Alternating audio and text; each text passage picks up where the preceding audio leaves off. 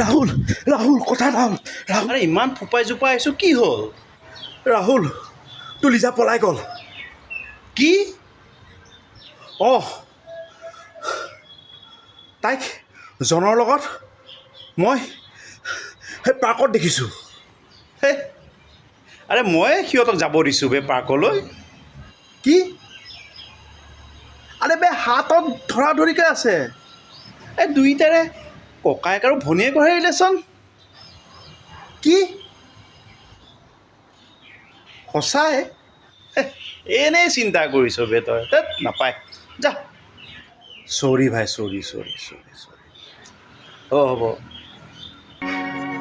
क्या से क्या